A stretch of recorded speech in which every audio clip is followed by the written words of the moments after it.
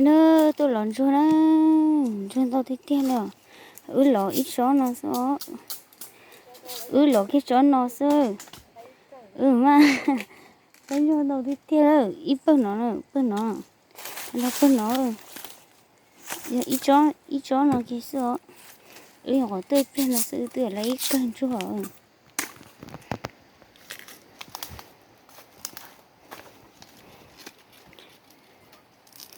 sao hàng đi nè tôi dễ tìm được liền rồi ta chỉ mà có sao cái thế tôi ít cho cái sự mà lấy đầu tiên cho nó cái sự cho nó sống mình là sự này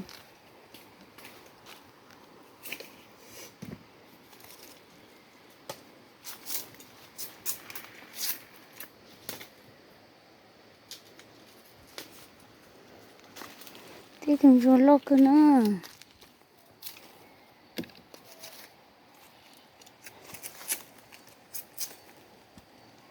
tiêu bố cờ là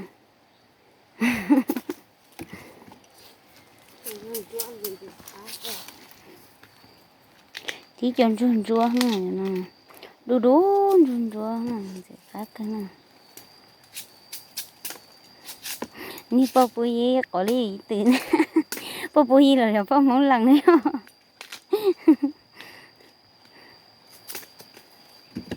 tôi làm cho một món đấy chỉ mai chiều món này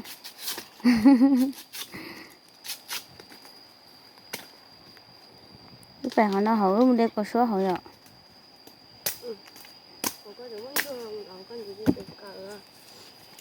lo còn chưa phục cởi chứ mà một đây có số nó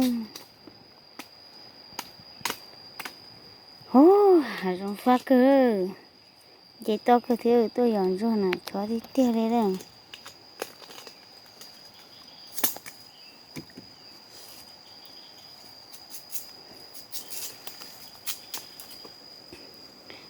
ít lỡ trưởng thì cá nọ hổ thì cá rán xá của nó rồi hổ chỉ bỏ lụt bài lơ ít lỡ mà đi số cá sư máu đu thôi tôi bộ cử đó để ta cho nó sơ chỉ cho ta đi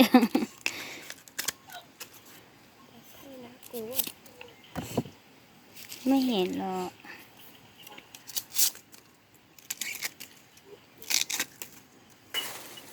mù nè nhỏ anh đen đặt mua mà tôi đang nghe cái kìa cứ nhớ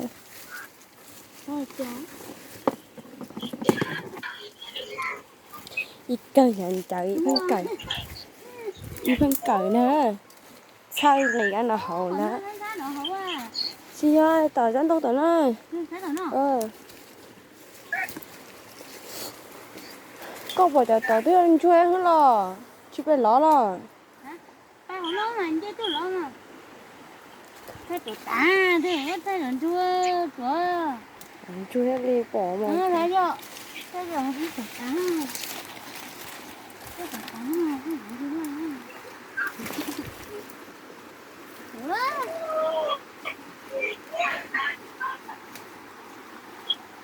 đi hả chú lo à rồi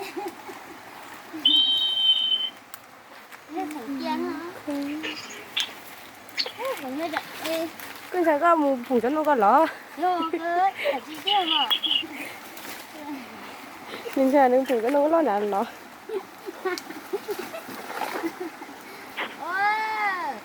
em muốn chơi nữa nè là sao họ liên nó nữa nên là chị ưa hỏi mua đây cột bò thia để cột xua cho cởi sát thì nó bê là các loại sát thì nó chị mua đây cột bò thì cột xua nữa thế nào này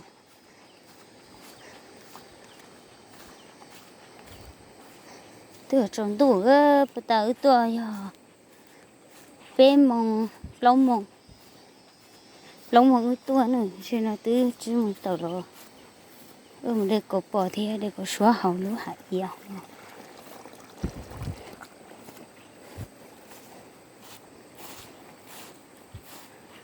phá luôn đi rồi phải lười hả nó trồng lời xứ nó nè. Ô giờ một chiếc xe đâu nữa thế. Con ha chẳng có tôi nè.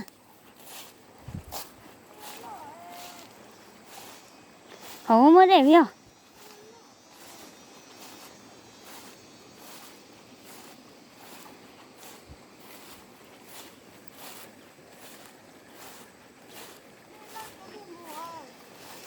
Đây là sắp bể không à? Ô đây lo lỏ thế à? Đây là sắp bể rồi.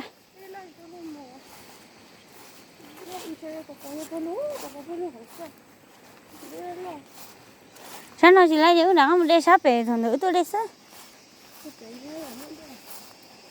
Mua chỉ bể mà nó hơi chỉ nhà đi nữa nó. Theo đây rồi. Thế khó là không thế? Chơi chúng tôi chạy đây rồi, tôi chạy đây rồi chưa? Con được xấu lắm rồi. Ta tao nó.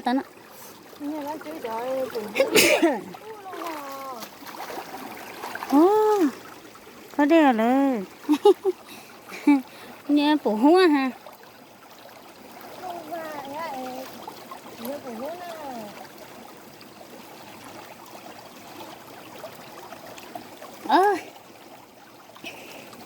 Hello, có đây là nhóc thế nè.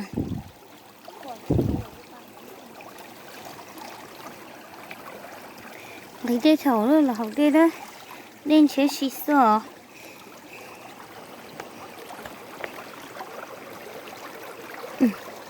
Ui, chả nó buồn rằng. Chả tôi lỏ mò luôn đi nè. Nhiều rồi, nó nổi cái nhiều rồi.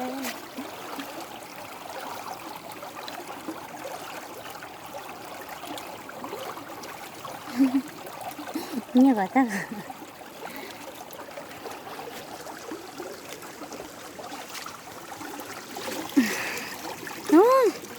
Chồng tôi nó chi lị. 네가 더 연정 하, 내가 연도.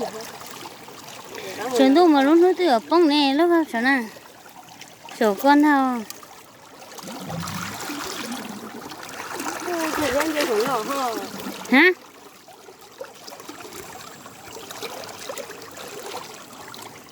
Mua hia. Ôi. Cái cổ số nữa. Cái cổ số nữa kia phải chỉ là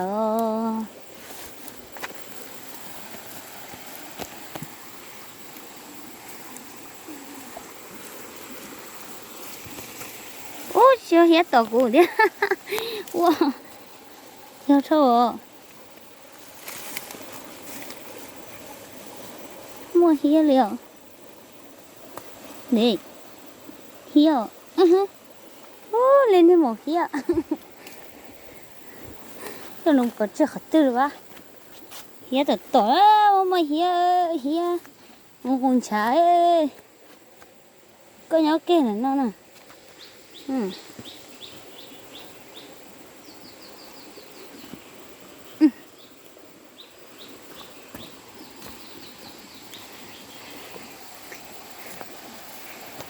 Hay nó là nó sai lời xưa ở đây có số nó ta chê ví dụ một sự là không có hia liều hia tờ tỏ dù liều